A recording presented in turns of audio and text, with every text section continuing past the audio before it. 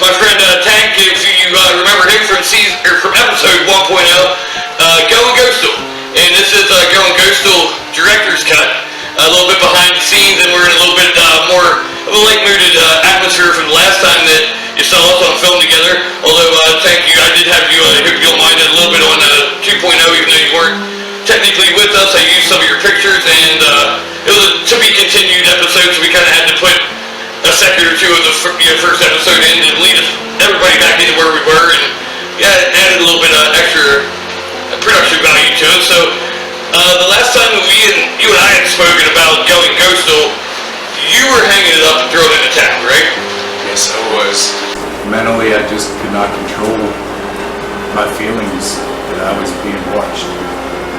And Drove me crazy. Got to the point where it drove me crazy. I could not hit the off switch and get it out of my head. It was definitely a life-changing experience. So tell me this. I know how you felt before, and you were kind of on the fence because what we see on TV, and some of that's real. I'm not going to discredit any of those. There's avenues, there's platforms, but at the same time, with the same token, until you do something on your own personal first-hand experience, obviously things, they don't correlate the same way. You were at one point more skeptical of the whole, is there, do ghosts exist, do they not, is there paranormal, is there not, and you kind of had sometimes the same take on religion, and it's because we have to see a lot for most people, and that's just human nature, that's not a flaw on your part, that's everybody. Seeing is believing, right? Oh yes, most definitely. So now that you are seeing a little bit more, and you've got that real experience, that's got to almost influence a little bit of a spiritual awakening in a sense. I gave it a thought. It's hearing the growl. That's what did it for me. And I thought about, not as far as going and praying and this and that. I actually thought about getting across, but that's one thing that made it hard for me to get out of my mind. Most people, something like that happened, you open the Bible, it makes, all the bad stuff go away, you got someone at your back, you have God at your back, but I'm not, not saying I don't believe in God, but so it didn't influence you at all? I believe the Bible was man-written, so I'd be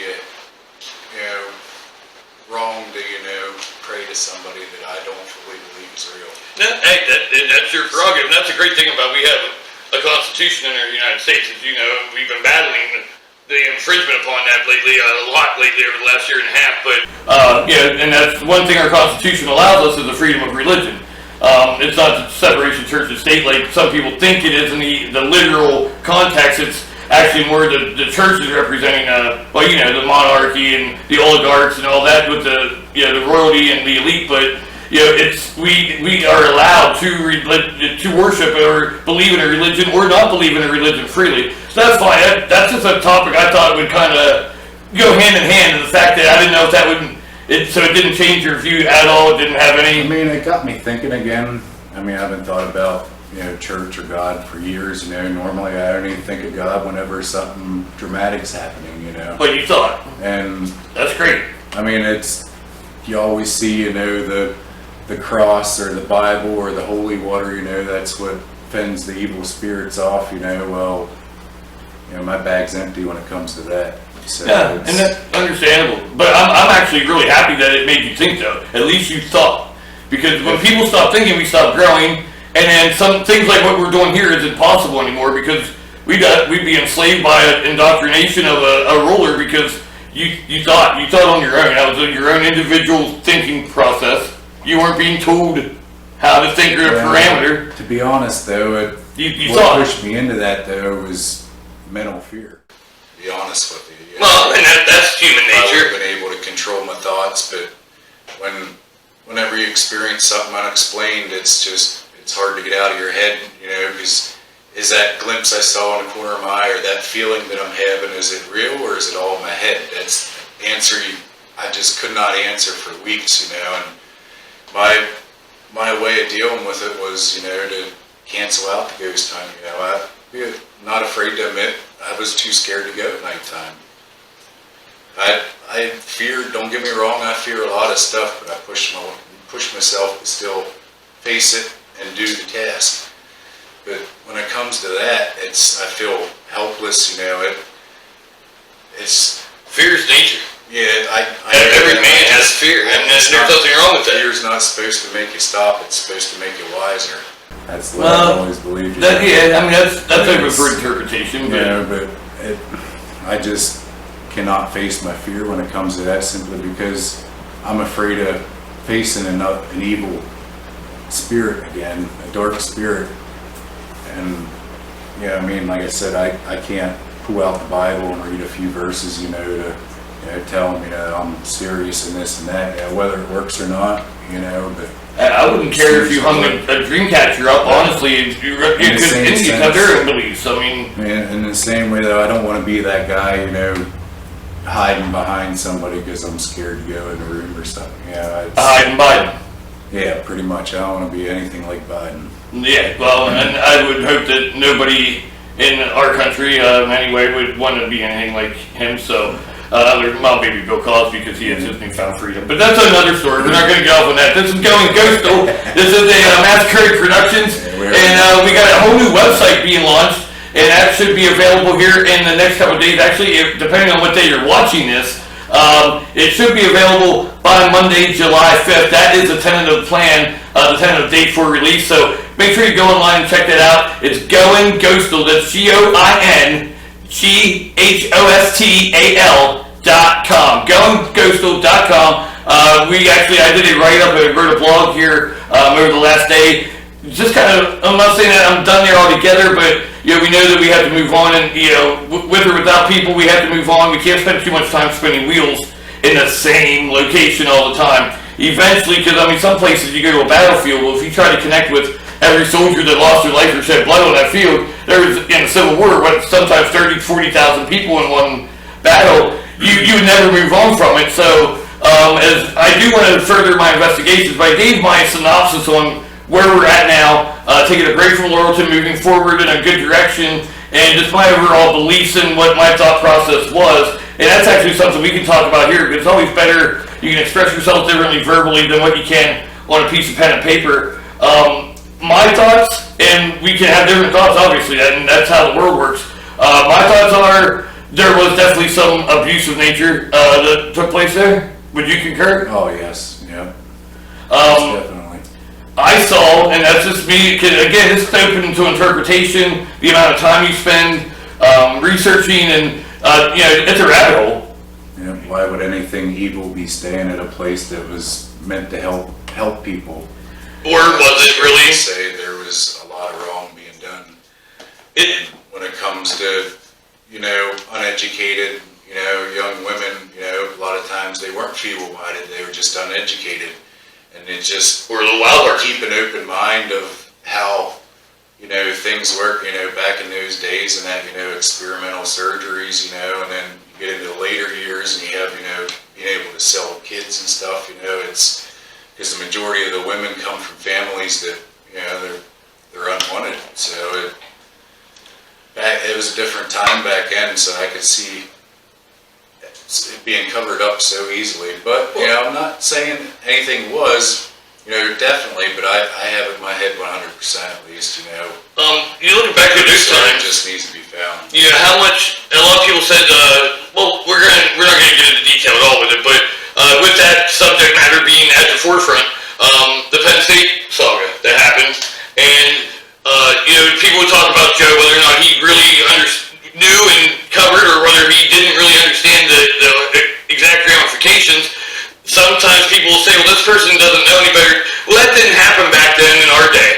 Well, what I've found since then is it did, but not everybody knew that it was happening, because your own family had so much pride and fought even harder to keep things kind of kept under lock and key, that, you know, whether, I mean, it's wrong, but if you were say you're a son and your father or your uncle may be doing something to you, that would be seen back in those times, especially, you know, 20, 30 years ago, that would be a huge blemish on your family, overall your family's reputation, not just for the person doing it, but for everybody involved.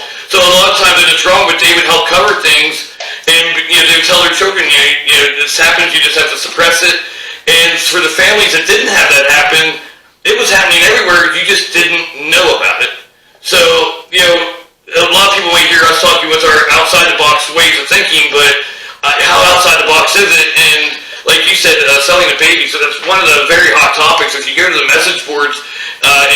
up the majority of these message boards under Laurelton State Hospital and School, or the former Laurelton Village in Laurelton, Pennsylvania. It actually involves a lot of discussion based upon adoption and the adoption practices. And that's the problem, it actually doesn't even speak on the practices.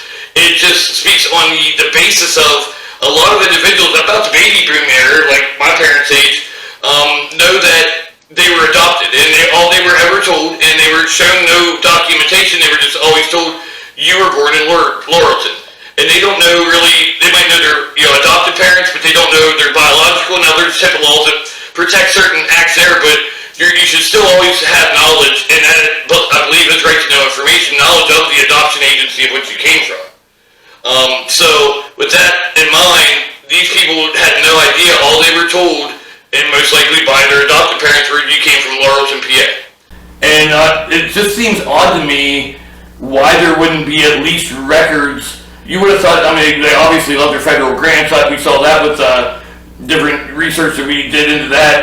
So they love their grant money. You would have thought if that were the case and they were adopting out to protect the children and provide a better life, wouldn't they probably have some sort of documentation and try to apply for some funding for that, since that's an added expense to childbirth? And it makes no sense why that would be totally just covered. And the question is, who was pocketing all the money?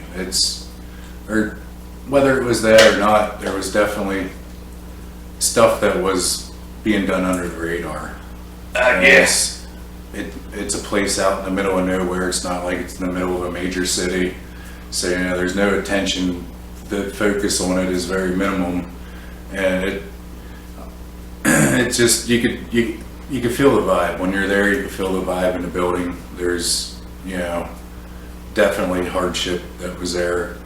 And you take that on top of being women and children, it makes it, hard to believe that people get away with doing stuff, but that goes along, and it goes in line with what I was saying earlier about thinking. It made you think. That's what most people don't think. That's what got me, into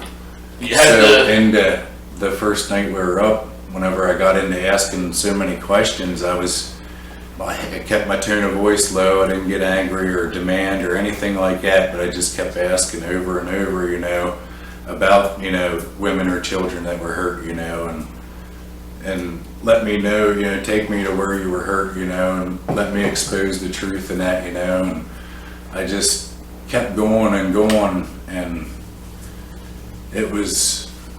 And you learn from it, and that's one thing. I mean, you jumped into it as a rookie, and I have to take responsibility for some of that, because I kind of ripped into the idea, and I knew you didn't have prior experience. So, I mean, you learn from it. Hopefully we can get you over that, because I think that the world's a better place if they have another now experienced, as I like to call you guys, GIs, Ghostal Investigators. And I think Goin Ghostal is going to be a lot more of a valuable commodity and a teaching tool. I mean, just there you see it. Remember as a kid when we had a Ouija board? Yeah, learn from my mistakes. Ouija board, I never messed with that. So right, but you know how many kids did? I'm sure you had some friends that did. To be honest with you, I couldn't name one that admitted to actually messing with one. Really? Yeah. Oh, wow, okay. Okay. Well, I had quite a few friends. I mean, myself, until I didn't understand, I knew they were Satan and that sort of thing up until a certain age, but I never understood really the darkness. I guess you have to go through life experience to understand any type of spirituality and how things work, but make a long story short, I didn't know people that messed with them, and I did once or twice, and then once I actually felt it move on its own, I realized this isn't something I should play with. I was then told by other people, but it learn from not just your mistakes. I mean, we all make mistakes along the way. Do something that I took something home with me. You can't take responsibility for all that. I obviously made myself an open pathway to it, and I knew that going into it because of being an empath. But learn. We're going to try to help make this an educational experience too, because it's a great hobby, and it's fascinating, and I think anytime that we can be a voice and lend a voice to tell somebody else's story, even if it's 50 years past, that's a great deed for humanity altogether. So, that's why I think the Goin Ghostal will be a much more valuable commodity, as I said, with you, and we all get to make mistakes. I think that you got to kind of ease up on yourself now. between, and I think you even have an investigative mind. You know what to look for. See, that's the thing, after looking back on things, at the time I thought, nothing was happening, so I kept asking and asking, but then I started thinking about things, and it's like there were answers to my questions, I just wasn't hearing them, You weren't taking the time to actually listen. I kept hearing the noises over by the stairs, by the entryway to the attic there in the theater above the film projector room. Kept hearing them there and down on the stage. It sounded like footsteps on the stage. And I even got pictures of the stage. And I even at one time, said, from my experience of watching ghost shows, because I'm, well, anyway, that's, I always picked up on, if there's, a hot spot, they'll hear a noise in another room, so we'll draw them out there, and in my mind, that's the ghost getting them away from someone.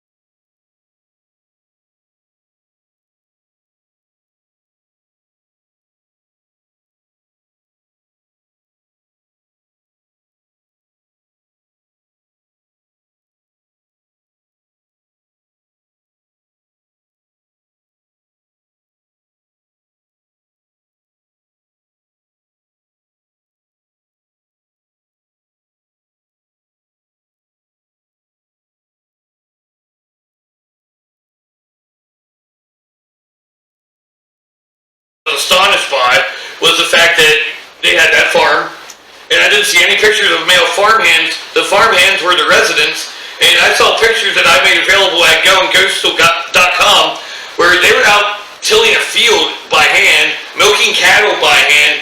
I can't help but to think they were pulling in federal grant money, so that would eliminate any overhead whatsoever of even the residents' cost of living, and at that time would be very, non-substantial. Were they not getting some free labor and definitely capitalizing on that?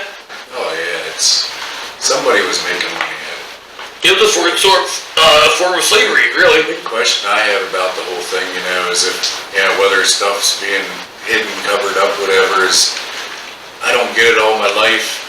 Historical society steps in, you can't tear that house down, it's 200 years old, even though it's rotten, falling apart, put money into it to fix it up, because it's an old farm. Then you have a place like this, to where, the state claims they help so many women. It's something they should be proud of and showing off, and with all the, the insides need updated and stuff, but as far as exterior, there's no reason why at least the minimum administration building and a few of the others shouldn't have been fixed up and had tours, part of the historical society protected. And contribute a little bit in terms of commerce. You would have more people travel from out of town, which means they would eat at restaurants in the area, they would buy fuel in the area, and that really is, community. It really does. It helps grow your community. It's part of that community's history, Absolutely. Yeah, the majority of the people that worked there lived in the community, so. And you can tell it was like an old mill town, and you can you just get to feel by the landscape and the atmosphere, and you can see that whatever industry was once there years ago has faded, as they all do, because our jobs and our businesses are shipped to China, but anyway. But that's what it is, and like you said, it's a shame. I did read a report, but you can't always go by the numbers, because here's a conflicting report. I read it in one story that the guy that had bought it, and I forget the name of the company, RTS or RTIS, whatever, the guy was a fraud. I maybe indulged myself in reading some financial statements that were left behind, and the guy basically, he was called out by the bank right away that was doing his financing, and he made the purchase in 2007, and he gave the false idea to that town and everybody involved in it that he was going to be the savior. He was going to bring it back to life. He was going to bring all kinds of commerce. He had the good people with Arnold Palmer, Robert Palmer, simply irresistible. Arnold Palmer, the golfer, he's always been known for designing PGA golf courses. That was something he did once he retired from golf and played on the PGA Senior Tour to kind of help keep the funds going for himself. And yeah, he had spokespeople from his organization come. They surveyed, they designed a course, were ready to go. They were going to have a bed and breakfast and hotel and a spa and I think a water park maybe I heard, and all these things. And the fact of the matter is, in terms of structure and the infrastructure, structurally they said it would probably, not the exterior, but just the interior of how bad things have been let go. They said for the entire campus with that many acres, you'd be looking at roughly, I believe it was like between $25 and $48 million to have it in pristine condition, to be able to do things like having events and making it a resort type of location. And that's a lot of money. Well, the guy he was a little bit of a fraud. I don't even know, he might have cleared his loans, I don't know. I do know he defaulted on taxes very quickly. They asked him in correspondence back and forth with the banks, and also with the federal government especially. He was applying for loans and grants through the SBA, which is a Small Business Association, a executive branch of the federal government, and they called him out immediately and said, numbers aren't matching up in terms of what you're reporting as your past income for the last 2 years, and then even the last 2 quarters, and your balance sheet isn't looking the same either. And they all have to come together cohesively, and they also needed to see something that was presented to him. He was from the state of Maryland, and he had to have a certificate. And I saw it, and the first thing I noticed I could have had my eyes closed, I would have felt it. He made a certificate. I can guarantee you this, because you can see where the outline was, where he cut out something that said Maryland, placed it on this fake certificate, and then did a photocopy. So sure enough, he ends up defaulting on his taxes, on the personal property taxes, and that's where we ended up today, and nobody would buy this location. And I mean, honestly, you saw the timber alone, I think would be worth... Yeah, that's, the timber alone's worth, you know, $750,000.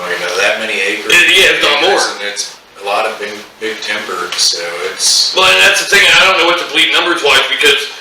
$1 million sounds awful cheap, because that's not much nowadays. Well, no, and they said that it was going to be like between 25 to 48 million if you wanted to make the giant resort of a lifetime, your little mini Vegas in Union County, whatever. Which I think, like I said, he was just reached way too far with that one. He was outside of reality, but just alone I saw a report, and I actually have that at GoinGhostal.com, and I have it on Goin Ghostal 2.0 for the love of Laurelton, I called it. And you can look at a report I have there shown, and it shows the figures of what the property was valued at during the mid-1970s. And that was some time ago. And at that point in time, that property was worth over $3 million. 70s. And here we are today. The only thing that really would have diminished would be inside the interior, not even structurally, but the cosmetic end of it. And you would think the property values would actually increase. Like you said, the timber... and the new owner, which is owns a construction company nearby, Gerald Falker and Sons Construction. He bought the property and he paid, I think, roughly around the figure of $1.3 million. And they actually had to invite him to the share sale because they couldn't gauge any interest from anyone in the community. So they reached out to some of the more prominent people within the neighboring communities, and sure enough, he was able to, he scarfed it up right away. But I really hope that if he's not himself going to, invest any money into it, and I understand that it's an investment in itself in timber, I hope that he at least allows somebody to, even if it is a historical society, to go in, even if they set up a tent certain days and just allow people to walk through, even if not inside the buildings due to structural damage, whatever, and at least get to, it's a part, like you said, it's a part of history, and it's something that the state had a vision for. With goes back to what you say her name was, Mary Wolf. Wolf. Yeah, Mary Wolf. Yeah, I'm reminded of another wolf, the big bad wolf of Front Street. But don't get me started on. Yeah. I thought you were talking about Governor Wolf. Yeah, that's who I meant. The big bad wolf of Front Street. Yeah. For those that he's not my governor though, so it don't matter. He will never be recognized as my governor. I agree with you there, that's for sure. But so Mary Wolf, she had the vision. It was I believe the vision began probably around 1913 or maybe a year or two prior, because construction, they broke ground, I think 1913. Yeah. And I think all building construction, in terms of construction trades, all the structures were finally built and completed. I know no later than like mid-1930s, but some are even saying what I think you said you saw 1928 maybe? As far as the last building? Yes. I believe it was early 30s. I'm not 100%, but I believe early 30s. But I know Cottage 1 was finished in 1915. Then 2 and 3 were finished at 1918, and then it was just a few more. Then next thing you know, there's a theater, and then there's a hospital, and there's a school. Let's talk about the hospital. You were in the hospital, were you not? No, but okay. I get there. I was too scared to come out. Well, okay, that's right. We're gonna off on our way there the first time, and then I was too scared to go the second. So maybe that's a sign for me to stay away. Maybe we should, when we take our next break, have you actually look at some of the material that I had posted on the new episode, and so you can see some of the hospital footage for yourself. But of the hospital, some of the amenities that were provided in the hospital for the staff and those living there as well. Don't you think it's a bit weird or strange?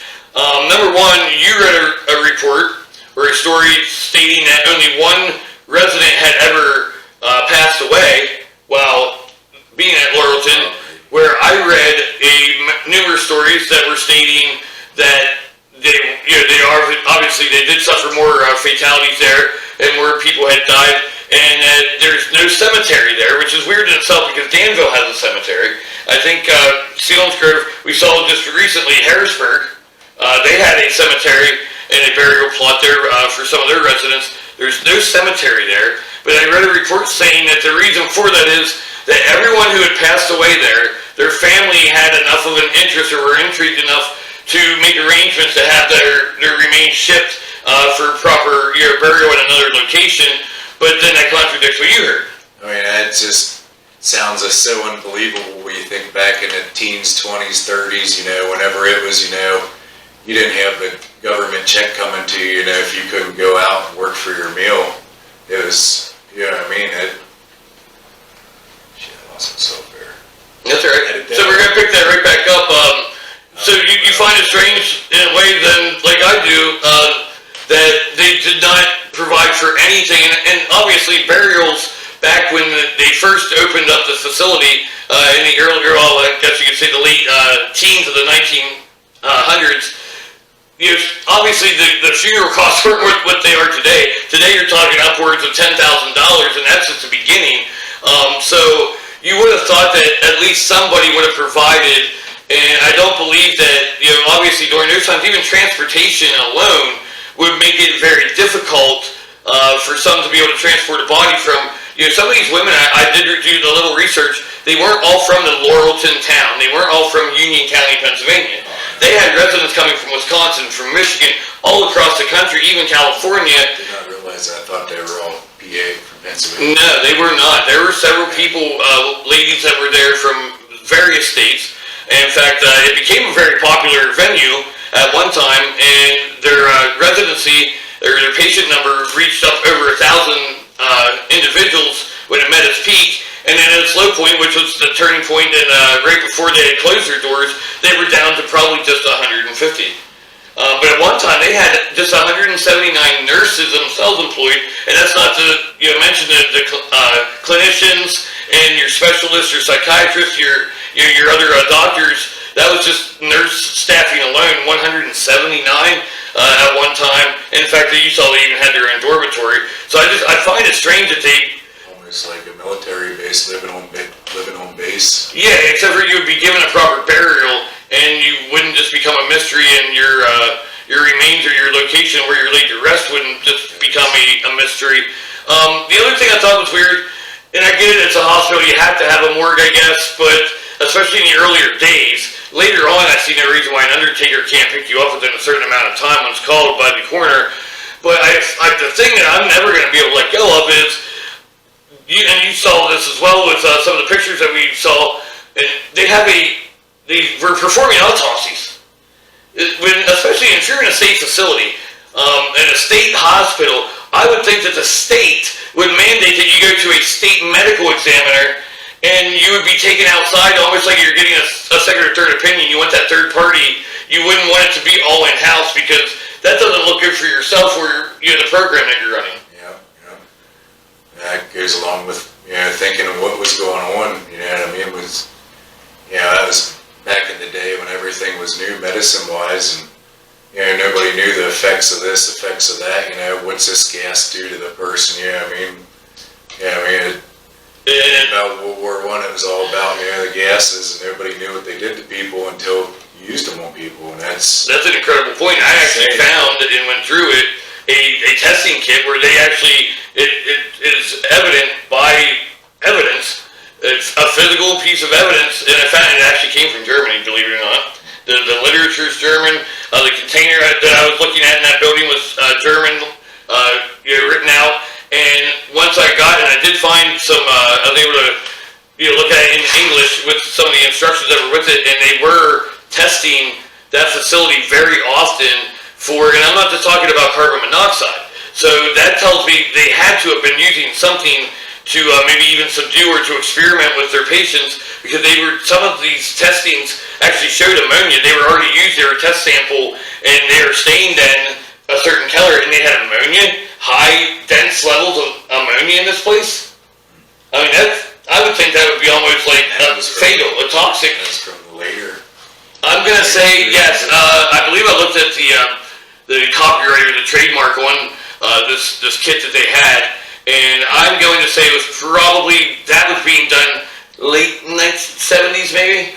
And of course we know what happened before prior to the 1970s. This was an all small women's school, wayward women, feeble-minded, which really just translated to a lot of them got pregnant out of wedlock. And that was considered to be, a sin, and you were there for reform, and you milk enough cattle and you till enough fields, and you'll learn that you don't ever want to do that again. It's back in the day when women were treated like property still, too. Yes, actually, that was a big movement, really. That was the other belief. Now, I wear a tinfoil hat. I wear it proudly because I think outside the box, I think creatively. I can't help but to also think that due to the timing, around 1922 was when women really began fighting for their rights to vote in free and fair elections. And obviously there were many who opposed that movement.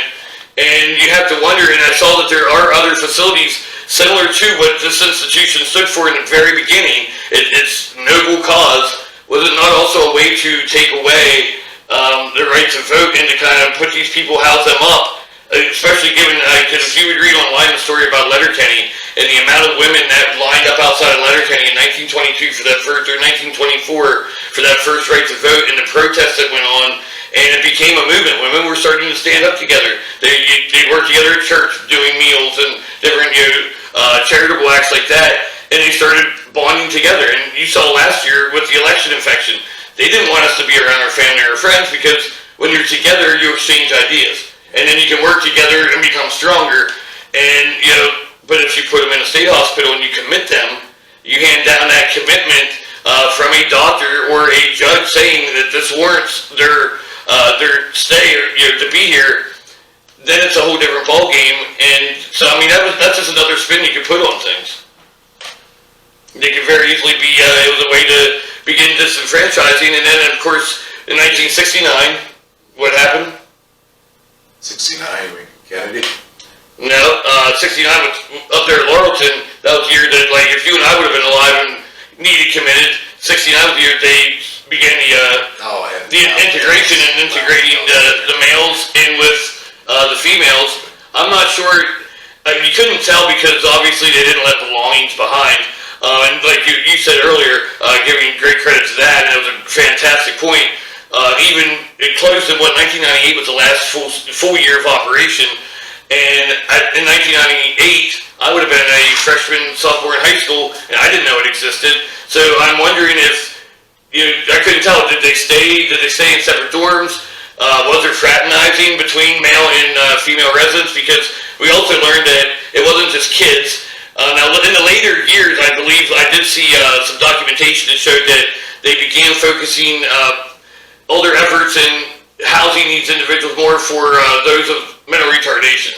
Yeah, actually. But in 1969, I don't think it was that case yet. So, and these women, even when it was all women, these women were going in at the age 16. Some of them were being released and were allowed to re-venture into life, but most of them weren't. They were either transferred to another facility or they stayed there until, obviously, Father Time takes over. So, we're talking about a very wide variety in ages, too, that could have been there. Yeah, generations. And then all of a sudden, it takes us right back again, future proofs past. We talk about the adoptions and the pregnancies. And then some folks believe that there was a Dr. Paul, I believe it was Paul Joseph White, that rumor has it that he was impregnating some of the residents. It doesn't mean that it was statutory rape because some of the residents were of legal age, but again, it just opens up a wormhole of so many possibilities of just some of the horrible experiences that some of these people had while already being isolated from family and friends. Yeah, it's just amazing, how long it was over. You could speculate this or that, but it would be nice if the real truth was out there. You mentioned about, you mentioned about Germany even, one of the biggest things, with Germany and Hitler, was, weed out the the unfit, weed out, The supreme, they wanted to make this, supreme race. Powerful, supreme race, exactly. Have the most powerful, most intelligent, so you weed out the bad. It's disgusting. Yeah, it is. It is. It's sickening because they're human beings. I easily see it happening. Back then, what do? You'd send maybe send a telegram. Other than that, you're writing a letter to send to somebody, so word doesn't get around. Anything's happening. Oh yeah, the suppression of free speech and the suppression of by media at the beginning, everybody that was in there, I guarantee you, 3/4 of the women that were in there in the first 20 to 30 years had no family, were unwanted, basically unwanted. Yeah, or I was saying, where they were a nuisance, they might have been a little bipolar or something. Level, and it's They were neglected. it's sad to say, but that's the way it was. Back in the day, you had to provide for your own, and it's. Well, and back then it was a different time. In fact, I mean, they still have 302 commitments now. Somebody could say, well, I heard him threaten his own life, and you can actually get locked into a psychiatric hold for 24 to 72 hours for such a thing, and they usually find out whether or not you're that type or whether you said that or not. But they can't hold you for any more than that amount of time. Where back then, that's the aspect we didn't speak of. Is right away, I think, in my mind, now I'm an empath and I have empathy, I would look out a window and I would envision what somebody there was seeing, maybe, because I'm sure there were some families that did go visit. They kind of showed evidence of, they had accommodations with dining rooms and things for some family members that would come and visit with their family, but that for everyone that didn't, there were probably for everyone that did come visit, there's probably 6 people who didn't have their families come. So I'm looking out these windows, and I'm just envisioning maybe some cars rolling up into the driveway, and somebody getting excited, in the one room, and their parents are waving out and ready for the nurse to come up and take them down and meet their family, and the other, patient is sitting there wishing that was them, and... Sad, think that back, Yeah, and you always have to, and I think that's a great way to maybe, I said before, breathe some new life into our projects here. And we can always revisit as well, but maybe we could get you into a fresh start where we're going to relate to these people, even though it opened in such an early time in 1913, it stayed open until 98. So we kind of relate to that because, we were born, I was born 82, what, you're 83, 84? 84, you're getting old. Anyway, but, We have a birthday coming up. Yes, we do. Actually, July's probably the greatest month out of the entire calendar year. And 25th, that's when greatness was born. Yes, and the 9th, it was just unprecedented. It is still unprecedented to this day. So that's here or there, but we kind of relate to these people because they were everyday people. So I'm thinking if we could get you, say, to maybe Gettysburg, or we could get you to, actually I found a new place that I'm interested in doing. It's a bed and breakfast up in northern Huntington. I didn't get a chance to discuss that with you yet. And they say that it's a very great place. It does have high energy, but it's never been real negative energy in any way. We actually had a couple of our great revolutionaries that, we could use some revolutionaries today. But George Washington, President Harrison, who I told you and most people didn't know this, President Harrison only took office for 1 month exactly. To the day, 1 month, from March 3rd of, I forget what year it was, I believe 1918 maybe, and then it was April 3rd, he had died of pneumonia, but he still was a general and did a lot of great things before he'd reached the presidency. He was entertained there. Aaron Burr, he was there. He was entertained and had stayed there, and so was General Edward Braddock, who stayed there with George Washington, and now they converted it into a bed and breakfast. They have everything restored to the proper time frame. So that's a place we could consider. You could also consider Gettysburg, which I know Jamie and Bobby Q and Kyle and I are planning on being there, Tony as well. Next week, the Spike Bike Week, we're going to push through, and that may stir up all kinds of activity too, with that many people, an influx of people coming into the town, and you would be more than welcome to join us there as well. We have Antietam Battlefield, somewhere I would like to go because it wasn't open last year when I tried, due to the election infection, the Chinese Communist Party's virus, and the China virus, as our great president that I recognize say. So we could go there, and another place I think you would really enjoy would be Harper's Ferry, because there's so much more to do. It's not just going to be strictly a ghost hunt. The town's done in colonial style, done just like in the Civil War, and it was actually the last meaningful battle of the Civil War, when John Brown went in and tried to take the armory and tried to defend his little stable there, and he lost his son. And it's just a great place. You can see the Shenandoah River merge. You come in with the Potomac River, and they have whitewater rafting there. It's very close and centrally located to Charlestown, West Virginia, where they have a Hollywood casino and a race course, a horse racing course, and everything. So other amenities there. But maybe we ought to switch gears a little bit, and because I mean, we're not going to relate to a Civil War guy or a soldier from the Revolutionary War quite the same as what we're going to with somebody that may have just had some tragedies happen, during our lifetime. So what are you saying? Just hold off on Penhurst for now. Yeah, I think we're gonna say It's always been number time one out. on the list. I want to get there, but that's the only other place I've ever. Unless you want to get out tonight and we'd see if we can get a late reservation and stay in there overnight. Yeah. No? See, I'm like not as 100% confident doing that like I used to be. I was okay. First way, but now, so I know there's a lot of bad stuff that happened there too. So, I just want to throw out there that all this negativity about what may or may happen. We're not saying at all that there weren't good people that work there. Oh no, they're absolutely kind-hearted nurses, doctors, caretakers, whatever. There's good and bad. It wasn't everybody. It was what happened behind the scenes is what we're talking about, and that's you'd be a fool to say that there's no chance of anything happening. It's just like saying there's no chance that there was election fraud. I mean, no, there was definitely election fraud. I mean, show me the proof. It's like saying COVID wasn't man-made. Even though it developed mouths from the Chinese and main infectious disease. The main infectious disease doctor contributed money, and Bill Gates and Barack Hussein Obama, the globalist elite. But anyway, we'll talk about that in season 3 of the MasQuerade. Feel the heat because it's going to get hotter than the 4th of July. In fact, I feel like I should actually be paying attention to some of the news outlets. I let my phone die so we could do the show together, but because there was some little leaks and little teasers out there from certain great men of honor, such as General Mike Flynn, but we will tackle that. Stay tuned also because we're going to have a relaunch, a rebranding of sorts of the website. It, of course, started as Joshua Sheets with Facebook and the JoshuaSheets.com.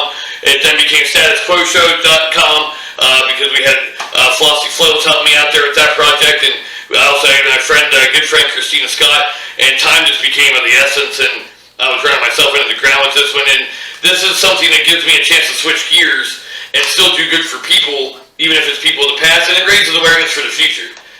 There's not many state hospitals left, but now that we know that there are, it doesn't mean everyone is participating in these same activities that we are assuming happen, but it will obviously, my hope is anyway, that we will at least open some eyes and allow people to see it as a distinct possibility. Yeah, I would hope, that anybody's watching, they have a place in mind, that, they had experiences in that, to suggest, to you that, maybe a place for us to go and check out. Absolutely, yeah. I welcome any leads that you could give us. Like I said, even if it's your home and you want to reach out and some weekend you're not going to be busy and have us in, I would be more than happy anyway to walk through and at least tell you what I initially think if I feel anything, and then we can develop a game plan moving forward. Or even another place, if you know of a cemetery, of a church, your neighbor's house, and you speak with them and have permission granted. You can definitely let us know. Go to GoinGhostal.com, and then the website I was getting ready to tell you about is JoshyCox.com.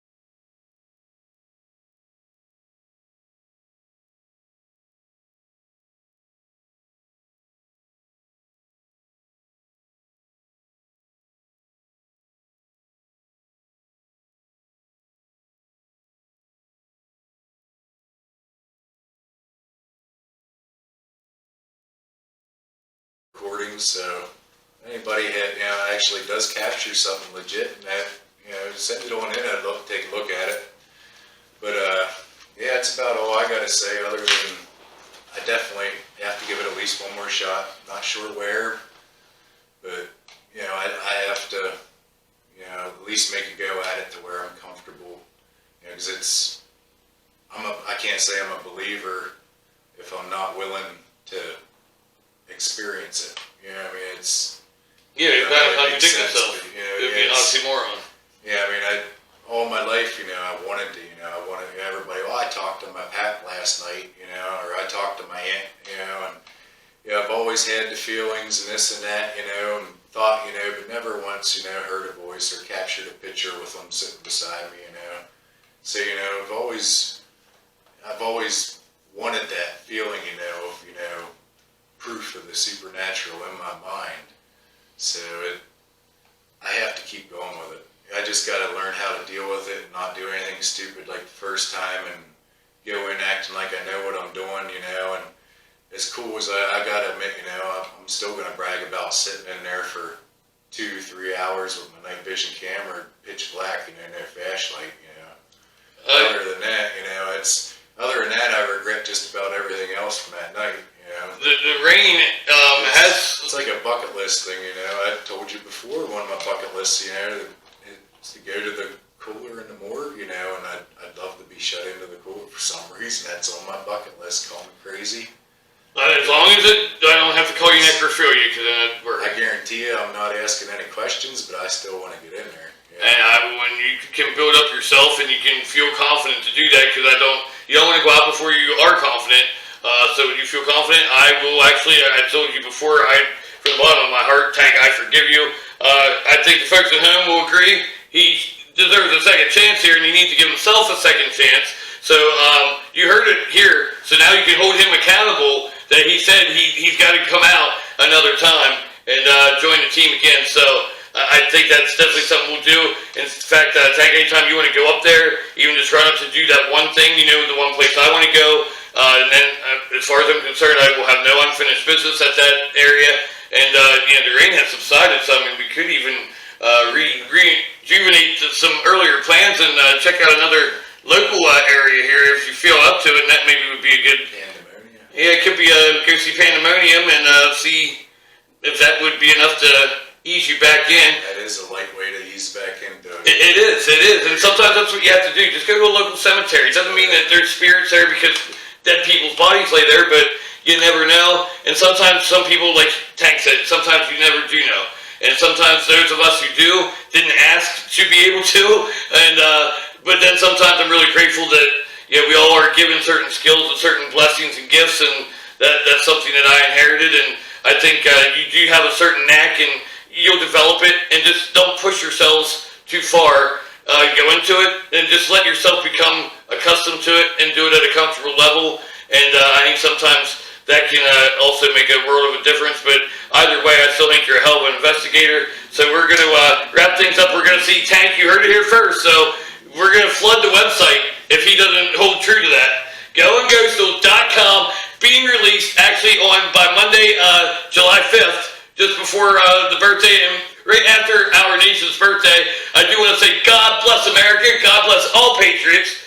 Worldwide, not just in America, and please don't forget to think about how precious the freedoms are that we're enjoying right now, because they can be taken from us at any moment. So happy Independence Day, everybody. God bless you all Americans. And for Bobby Q. Walters, our friend Kyle, and Jamie and Tony, and the whole crew at Goin Ghostal, for Tank, I am the original Joshy Cox, and we will see you next time when we are Goin Ghostal.